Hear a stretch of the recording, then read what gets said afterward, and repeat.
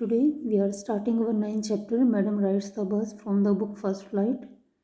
This story is about a 8-year-old girl named Willamali who was called in short Valley, and she wants to take a ride in a bus, and she wants to enjoy the unusual experiences whatever she sees around her and whatever she sees around in the world. That's why she takes a ride and she explains everything in a good manner, whatever she is around her and when she visits in the bus. So, really, this is very interesting chapter. There was a girl named there was a girl named William Ali who was called valley for short. कहते ये एक लड़की की story है, William मल्ली जिसको बोला जाता है, लेकिन शॉर्ट फॉर्म में उसका नाम वैली है. She was 8 years old and very curious about things. वो 8 साल की लड़की थी और चीज़ों को बहुत ज़्यादा जानने की इच्छुक थी, एक्साइटेड थी. एक्चुअली क्यूरियस मीन्स होता है एक्साइटेड होना, बहुत ज़्यादा बेचैन होना चीज़ों को जानने के लिए.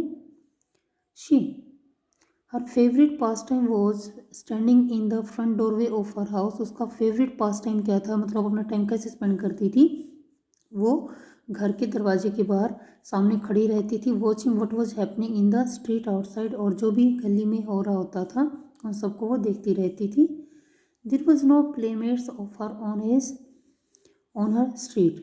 और उसकी गली में उसकी उम्र का कोई भी बच्चा नहीं था जिसके साथ वो खेल सकती थी. And this was all about all she had to do. और ये सब चीज़ें थी जो उसको करनी पड़ती थी. मीन्स वो दरवाजे के बाहर सामने खड़ी रहती थी और जो भी बाहर हो रहा होता था उस सबको देखती थी. But for Valli standing at the front door was every bit as enjoyable as any of the elaborate games other children played. लेकिन वैली के लिए दरवाजे के बाहर खड़े होके वो सारी चीज़ें देखना इतना ही ज़्यादा एंजॉयबल था, इतना ही ज़्यादा उन चीज़ों को वो एंजॉय करती थी जैसे बच्चे बहुत बड़े बड़े गेम खेलने के बाद भी एंजॉय करते हैं. इसी तरीके से वो सिर्फ उसी चीज़ से ही अपने आप को खुश कर लेती थी जो चीज़ें वो दरवाजे के सामने वहाँ बाहर खड़े होकर देखती थी.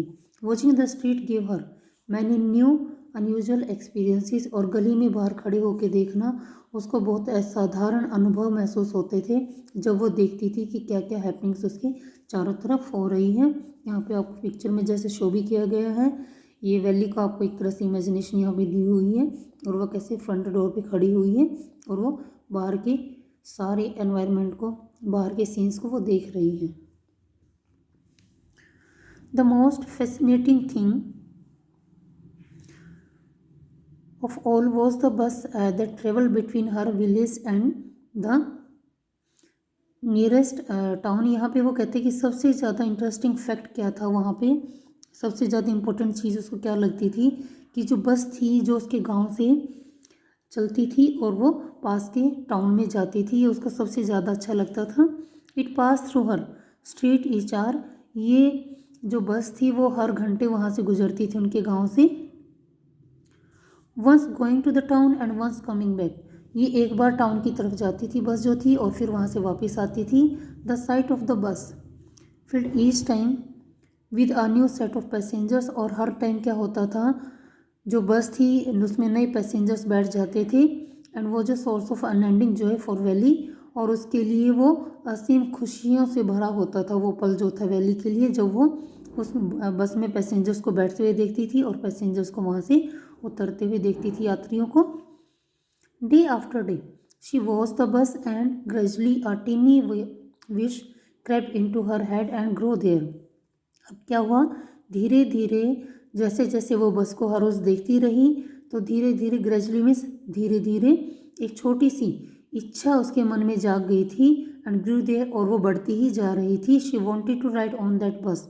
क्या हुआ, वो उस बस में सवारी करना चाहती थी जिस बस को वो हर रोज़ देखती थी. इवन इट जस्ट वंस, चाहे सिर्फ एक ही बार क्यों ना हो, लेकिन वो अब वो गहरी इच्छा उसमें पैदा होती जा रही थी कि वो भी एक दिन बस में बैठे, चाहे एक ही बार क्यों ना बैठे, और उसमें वो विजिट करें. This wish became stronger and stronger. और ये इच्छा और ज़्यादा बढ़ती ही जा रही थी. Until it was an overwhelming desire. इससे पहले ये और ज़्यादा ओवरवेलमिंग, बहुत ज़्यादा खुश होना, एक्सट्रीम हैप्पीनेस उसको बोलते हैं, ये उसके लिए एक बहुत बड़ी इच्छा बनती जा रही थी। Wally would stare wistfully at the people who got on or off the bus when it stopped at the street corner। Wistfully होता है लॉन्गिंगली, मीन्स बहुत ज़्यादा इच्छा जाहिर करना। वेली जो थी वो बड़ी इच्छा से उन लोगों को घूरती रहती थी। स्टेयर होता है कंटिन्यूसली देखती रहना, घूरते रहना। जो लोग बस से नीचे उतरते थे और बस में चढ़ते थे उन सबको वो देखती रहती थी जब ये बस गली के कॉर्नर पर रुकती थी।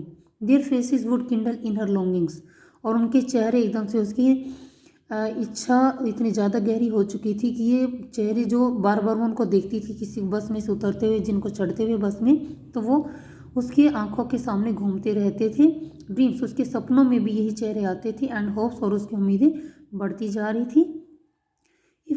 If one of her friends happen to ride the bus, अगर उसके कोई भी फ्रेंड आके उसको ये कहते थे कि वो बस में सवारी करके आया है, and try to describe the sides of the town to her, और उसको आके अगर वो पूरे शहर का दृश्य उसके सामने अगर एक्सप्लेन करते थे, Wally would be too jealous to listen and would shout, और वेली जो थे एकदम से बहुत जेलस मीन्स जलन महसूस करती थी उनसे और एकदम से चिल्लाती थी इन इंग्लिश में प्राउड प्राउड, ये वर्ड्स वो बोलती थी। Neither she nor her friends really understood the meaning of the word, हालांकि ना तो वो ना उसके फ्रेंड्स इस वर्ड के मीनिंग को जानते थे, but they used it often as a slang expression of disapproval.